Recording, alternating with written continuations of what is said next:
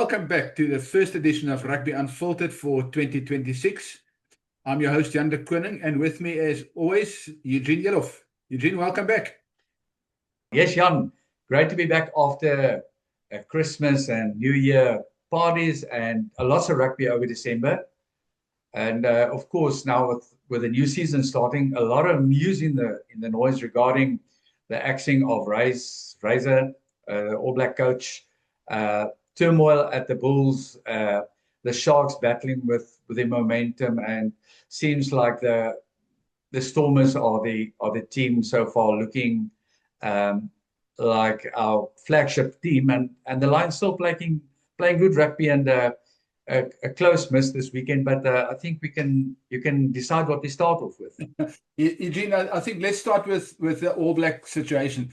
It's not often that an All Black team is in that much disarray, that the All Black Rugby Union, it's safe to say that firing your coach in the middle of a 2-year term, okay, we did it with Alistair as well, so I suppose maybe we should be aware of the All Blacks. But the big story for me is all the news or noise coming out of New Zealand about Jamie Joseph being the front runner, and we all know that Jamie Joseph and Tony Brown are two close friends. They've coached together in Japan. They've coached together at the Highlanders.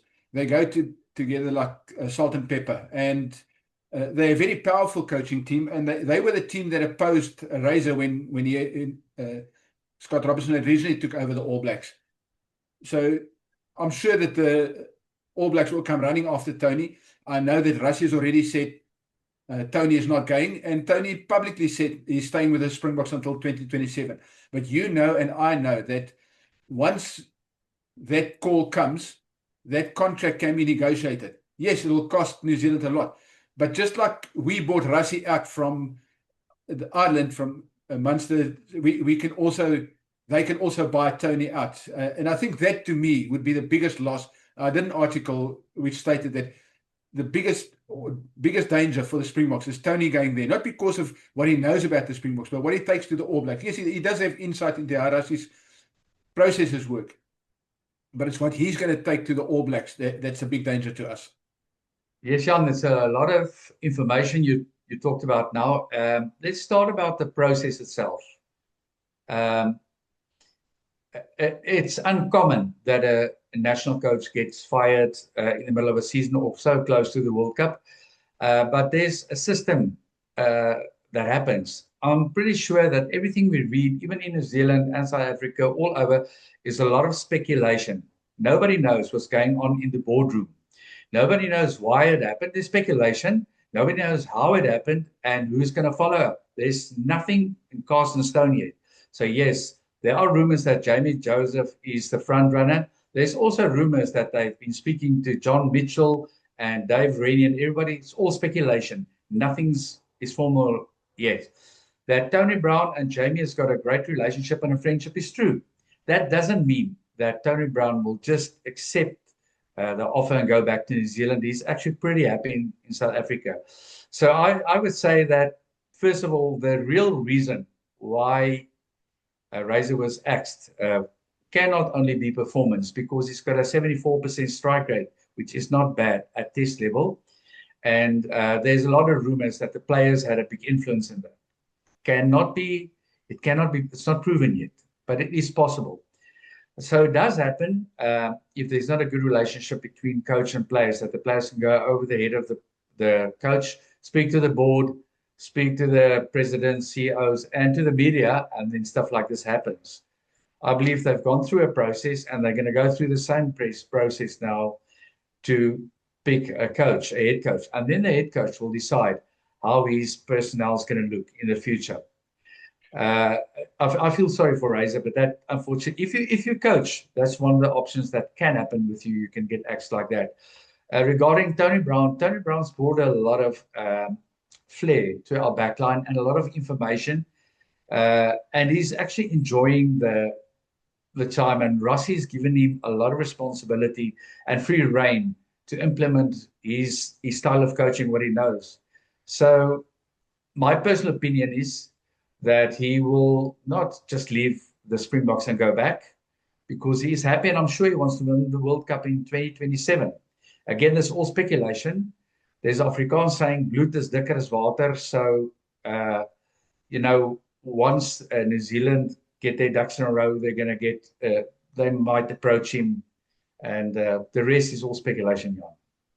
Eugene, before we move on, I think it's worth stopping with a statement, the media release that the New Zealand Rugby put out in December when they announced this. It's important to know that when it happened, the CEO had already left the job. He was gone. Their financial guy is gone. It was effectively just David Kirk sitting there and running the show as a solo effort. The statement said there was a review. So obviously some board members would have sat with him, but a lot of the power and the decision-making power was left with David Kirk. And he's a well-known player and he's a well-known administrator. But there are also, like everything else, like you said just now, there's a lot of rumors. And one of the rumors is that he's a bit of an autocrat. Now, that may or may not be true. I don't have proof that he is an autocrat because I haven't worked with him. I don't know enough people in New Zealand. But you do read these reports, and you do read the reports about Sevilla wanting to walk away, and that Scott Robertson and Scott Barrett were too close together, and that the other teams, the camp was split around Ardie and whether they Scott Barrett, the captaincy around that. So all those issues came to the fore, and as you rightly say, it's speculation. But as you know, and as I know, usually where there's smoke, there's a fire. And I think a lot of this around how this came out and the way they put the statement out, making it, saying it's after a review. So that in that review, things must have been said that forced their hand, and Razor just had to walk the plank. So yeah, it's very. I mean, you've been there before, and we've seen with Jake, and we've seen with John Plumtree. I don't think he was the first. He certainly wasn't the first coach, and he certainly won't be the last coach. But talk to us. What do you do in a situation when you realize the people that pay your salary no longer want you? Okay, I just want to go back to David Kirk. It's again speculation that he is running the show on his own. He's not running it. He's got a committee. He's a rugby man. He played for All Blacks, and of course, I've got sentiment because he was a scrum half, and scrum halves do things right. I'm sure he won't have a subjective side idea, or maybe a private sort of personal vendetta. He will definitely not make those decisions on his own. Coming back, yes, Jan, it's when you and the board and your leaders and the CEOs and the president, if you don't see eye to eye, and a lot of times there are good reasons for that. Most coaches are in coaching to coach. They want to coach players. They want to make them better players, get them to play for the national sides. Not all board members are necessarily there for the game itself. Some are there for themselves, for the free food they get, for the good train ride they get, and sometimes make strange decisions that influence a coach. But once that trust relationship between the board or presidents and a coach is broken, it's the same as the relationship between a coach and players. Once that is broken, it's the beginning of the end, and you can't flog a dead donkey, and that's why they must put it to bed, and that's part of life. CEOs get fired, top board members get fired. That's part of life, and they've got a lot of work to do before the next World Cup. I think timing-wise, it maybe was not that intelligent from them. Yes, and I've been there. I've also banged head with the boards and presidents on, but for rugby reasons, nothing else, nothing personal. And at the end of the day, they make the call, and you live by the sword and die by the sword, and you move on. Yeah. You know, if you're passionate about what you do, Scott will. I read also he's not allowed to coach for a year, so they cannot prohibit him to coach. He will again get an opportunity to live his dream, and that's coaching. And coming back to something you mentioned in the beginning, we're off that topic already. Should Tony go back, Tony Brown, he understands the DNA of South African rugby. And that might be a little bit, but then Rassie, he will have a new plan, and we'll always have new plans. It's part of rugby that evolves. Yeah. I think let's move on to another very interesting topic for me, South Africa's performances in Europe. In the Champions Cup, we got two teams left, both the Bulls and the Stormers. The Stormers are traveling in the first week in April. The Stormers travel to Toulon. It's a massive game. They're going to be in, Toulon has won it 3 times, so we know how tough it is to go play in Toulon. Not many teams win there. We know how big the French are. The French take this tournament, the Champions Cup, very serious. The Bulls go to Glasgow Warriors, a team that won the URC, a team that's loaded with internationals. And the Bulls have enough internationals themselves. So they've won there before. But I think the key for me is, obviously the Sharks have been dropped down to the Challenge Cup, and the Lions and Cheetahs have been knocked out. But let's focus on the Bulls and the Stormers and their potential chances of going further than the round of 16. I would say the Bulls have got a better chance, given that they know the Scottish players, they know Glasgow, they've been there often enough. I think the Stormers are going to struggle at Stade Mayol, a venue where the Springboks trained in 2023 all the time for about 3 weeks. And it's a very intimidating venue. And I think the Stormers are going to find it very tough. To me, the one team that, for us, that can progress is the Bulls going to the quarterfinals. There's a possibility the Bulls and the Stormers can meet each other in the quarterfinals, and then they'll play in Cape Town. But at this stage, I think the Bulls are our best bet of going further in this tournament. Yes, Jan, I will not put my money on anything and make any predictions. When you go into playoffs, it's a different game. On a specific day, any team, whether it's the favorite or less favorite, whether it's got advantage, home ground, anything, that stuff disappear like gorillas in the mist. However, I still feel, and when we talked offline earlier about our teams battling in Europe, I still believe that our seasons are not correlated well, and they don't integrate well. So by the time we play those games, Jan, our guys are tired. They've been played a whole season. They haven't had a break. These guys had a break. You can actually see in the games they are still fresher. Their reaction speed is quicker. But, we're South Africans. We are a different breed. And when we go in those playoffs, we can stand our man. Actually, all our teams can on the right day. So most probably you take all the factors outside of the game. Yes, might be possible that the Bulls are our favorite here and the Stormers are going to battle. But to me, everybody's going to be well prepared. We might be a little bit more fatigued, but we'll be just as well prepared, just as hungry to win that game and go to the final stages. And therefore, I back both our teams. And they can underestimate us because we're battling there. They can underestimate us when we're going to those rounds. And I'm backing all the South African teams in those games. Yeah. The interesting thing, Lofi, is that they've been talking, and it gets to what you just said now.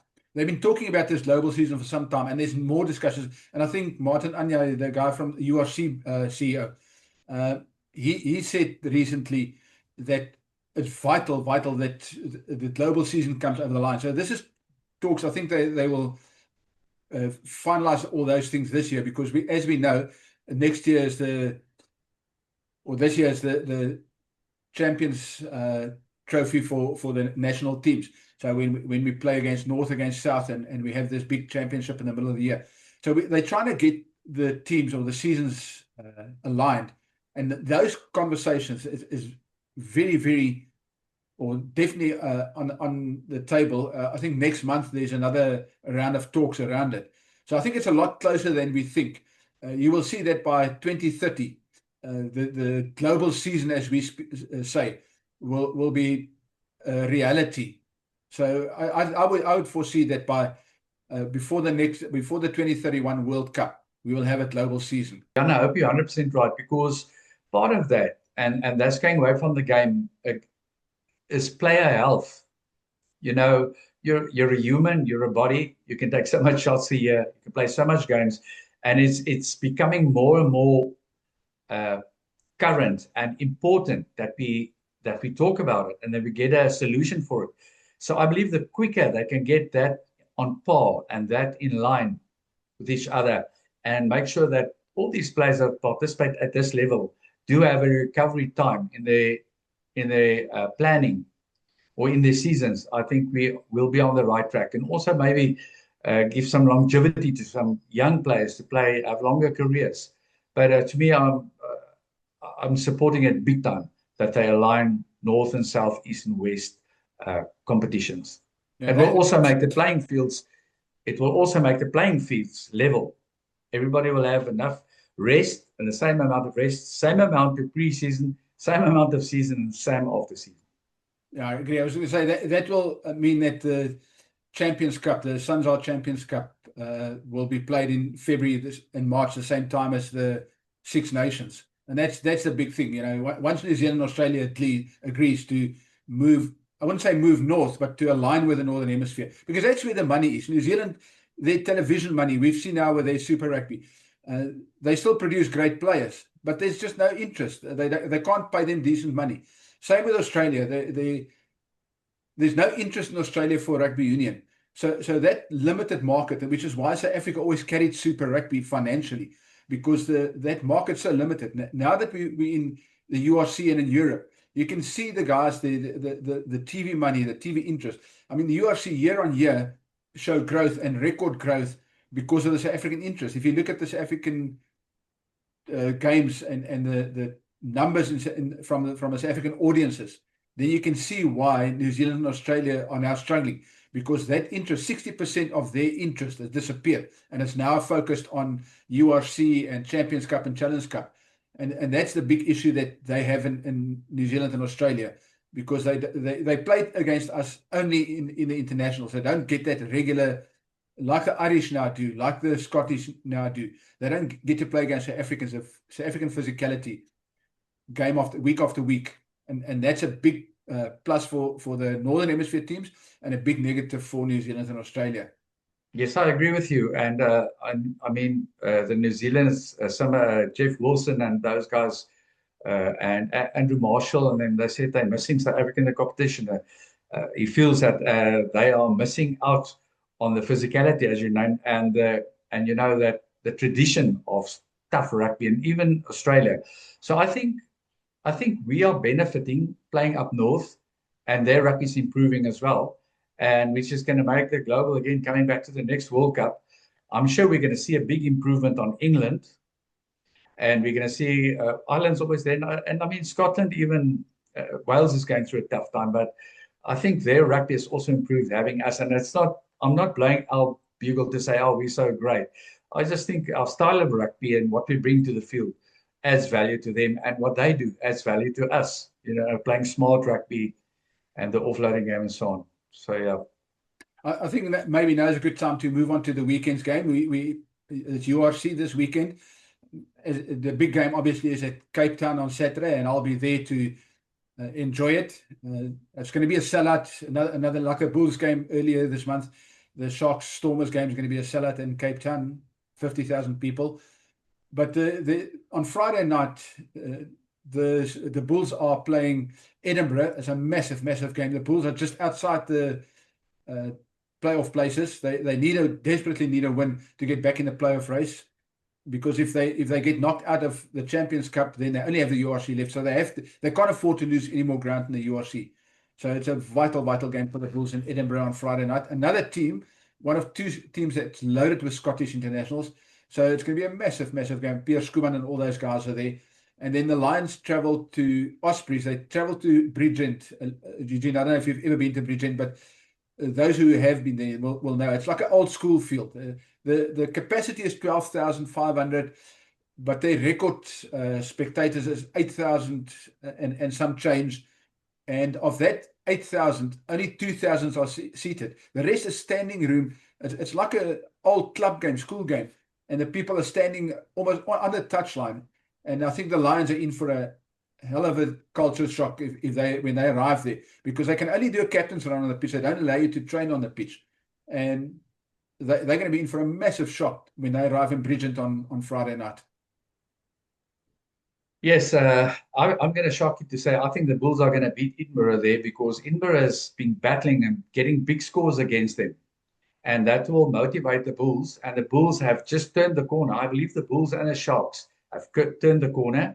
and that plane is taking off now. I believe the Bulls are going to cause an upset. I agree with you for the Lions going there. It's going to be a tough order, but nothing is impossible. As a Lion supporter and an old Lion, I will still back them, but it's going to be tough. They need to be accurate. The one thing that Lions need to do is make better decisions on the field. When you can when it's like a playoff. If you can take 3 points, take it. Don't bargain on flashy rugby. And this is, I believe they can win, but it's going to be a very, very tough there. Maybe play a little more conservative and make good decisions. Yeah, that's been the Lions' problem all season. The games that they've lost, so like last week, that draw against Perpignan, instead of going for a penalty at post, they went for the line out. Then they lost the ball and there was a draw, and that knocked him out of the Challenge Cup. If they'd just gone for the penalty, you still have the same 50-50 chances you have, but there's less of a risk in terms of mistakes. You get that penalty, you win the game. And that's the decision making that's lacking in the Lions. And I think that's experience in terms of captaincy and experience in terms of playing at that level. Very talented team, but I think all season their decision making has been very, very poor. I want to move on to the big game, Eugene. Stormers Sharks in Cape Town. I mean, the Stormers are unbeaten in the URC. They've only lost one game. It was against Quins when they sent their B team to the stoop and got a proper hiding. Another lesson learned: you don't send the second string team to go play in England. They will punish you. They take it personal and they will punish you if you don't respect them. And I'm not saying John Dobson disrespected them. He underestimated how strong that Quins and how desperate that Quins team was, and then sending not a full strength team. And I understand why he did it. He rested his players for this specific week because he needed his frontline players fresh for the Sharks. But that's the risk you take, and you make a mistake and you pay the price. So I think that was a desperate price that they paid.